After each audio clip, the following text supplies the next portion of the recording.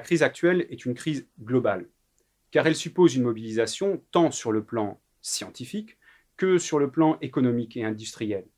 La course à la production des vaccins aujourd'hui en témoigne. Ce lien entre la recherche médicale d'une part et le développement économique et le développement industriel de l'autre s'inscrit dans la longue durée.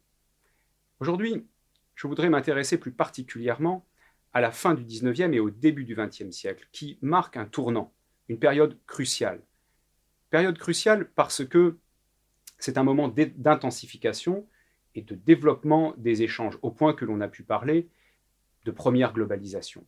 Période cruciale pour la médecine également, car cette période marque une nouvelle étape de la médicalisation des sociétés occidentales, avec les progrès de la recherche, d'une part, la révolution pastorienne par exemple, mais aussi l'émergence de nouvelles formes d'organisation de la recherche et l'émergence de nouveaux secteurs économiques liés à la santé. Cette période est riche d'enseignements et c'est ce que je voudrais voir aujourd'hui à travers 4 temps. Tout d'abord, en revenant sur le passage de la crise sanitaire à l'innovation industrielle.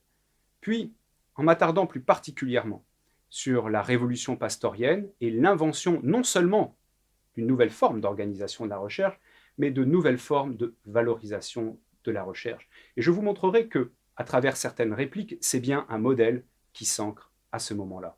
Et à partir de ces exemples, à partir de cette analyse, nous pourrons peut-être évoquer certaines réflexions pour la crise actuelle. Les exemples.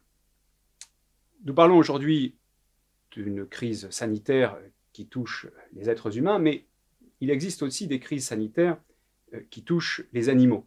Et celle qui touche à la fin du XIXe siècle, à la fin des années 1870 et au début des années 1880, le cheptel français à travers la fameuse maladie du charbon, est un moment extrêmement important, notamment parce qu'en France, qui voit son économie dominée par l'agriculture, les pertes occasionnées au cheptel sont parfois très importantes, de l'ordre de 20% dans certaines régions. La question de la maladie du charbon est donc une question sanitaire en un sens, mais aussi économique. Et elle est prise à bras-le-corps, on le sait, par Pasteur et ses collaborateurs. Vous avez à l'écran la représentation de la fameuse expérience de Pouilly-le-Fort en 1881, au printemps 1881, par lequel Pasteur montre la supériorité de sa méthode vaccinale sur d'autres. Ce qui est intéressant, c'est qu'au-delà de la découverte scientifique, au-delà de la mise au point du vaccin, eh bien, nous avons une innovation industrielle, économique, avec la création d'une compagnie du vaccin charbonneux Pasteur, qui va répandre son activité en France, naturellement, mais aussi en Europe et à travers le monde. Vous avez, à droite de l'écran, la marque déposée en 1894 pour marquer justement ces vaccins Pasteur, qui sont des vaccins vétérinaires, mais qui participent d'une valorisation de la recherche, qui va d'ailleurs produire des revenus assez substantiels pour les savants impliqués. Deuxième exemple, toujours dans le domaine de cette nébuleuse pastorienne qui existe alors. En 1882, la ville de Paris est frappée par une importante épidémie de fièvre typhoïde. À dire vrai, ces épidémies sont récurrentes à l'époque, mais celle de 1882 marque les esprits parce que le nombre de victimes est plus important que d'habitude. Charles Chamberlain, l'un des collaborateurs directs de Pasteur, met au point un filtre pour assainir l'eau par laquelle la fièvre typhoïde se répand souvent. Ce filtre Chamberlain va connaître un succès extrêmement important. Il va être utilisé dans les écoles, dans les garnisons.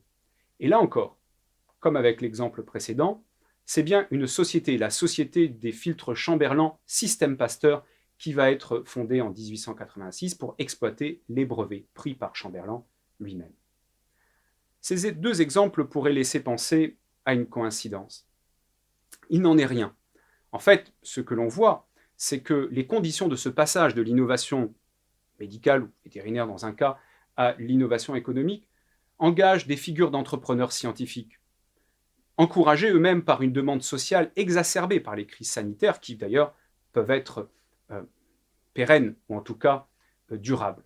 Et par ailleurs, ces valorisations économiques sont aussi rendues possibles par une mobilisation des capitaux. Au-delà de ces exemples, eh bien, il y a l'émergence d'un modèle, car ces exemples ne reflètent pas une forme de coïncidence, au contraire. Lorsqu'en 1886 est lancé le projet d'Institut Pasteur, l'Institut Pasteur de Paris, eh bien, au même moment, je vous l'ai montré, sont créés la compagnie de vulgarisation du vaccin charbonneux Pasteur ou la société anonyme du filtre Chamberlain, Système Pasteur. En fait, ce qui se passe en 1886, c'est non seulement l'invention d'une institution de recherche, mais aussi la mise sur pied de formes d'institutions valorisant la recherche médicale.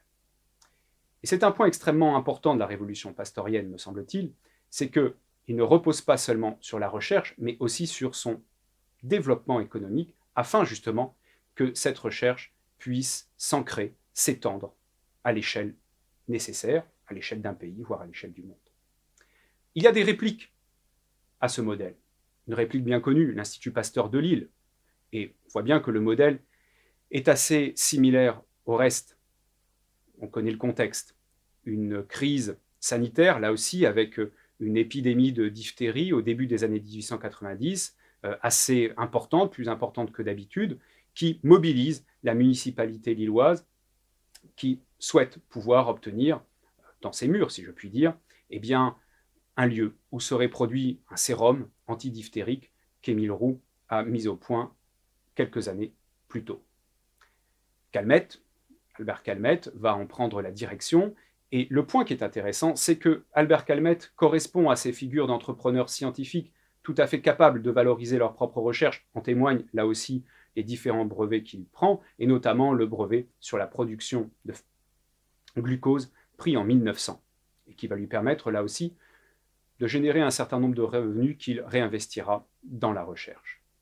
L'autre point important, c'est que l'Institut Pasteur de Lille va avoir une vocation économique forte, notamment dans l'aménagement de la ville.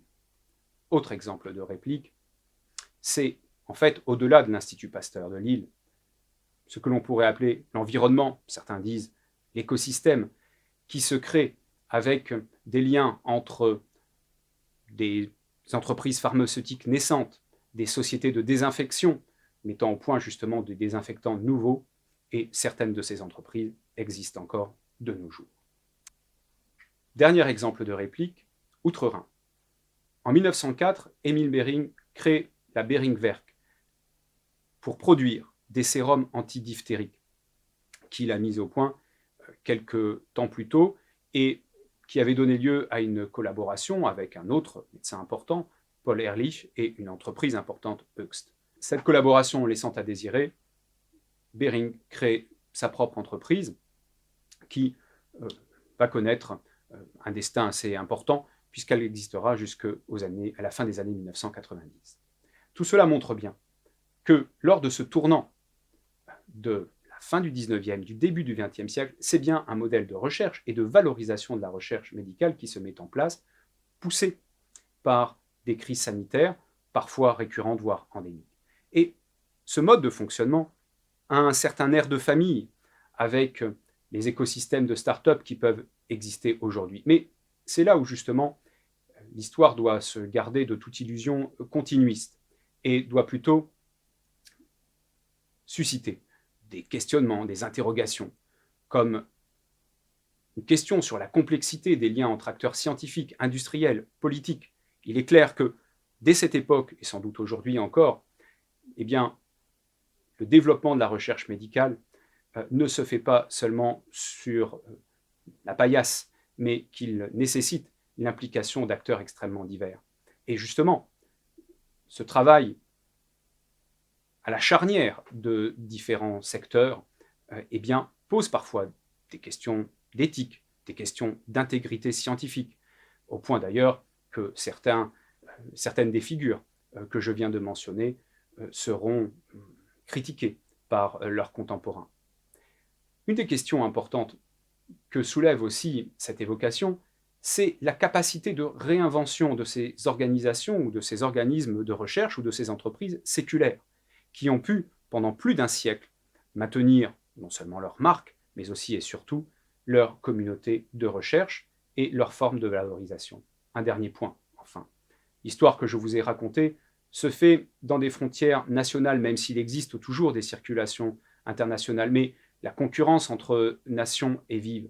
Qu'en est-il aujourd'hui dans un contexte de plus en plus globalisé?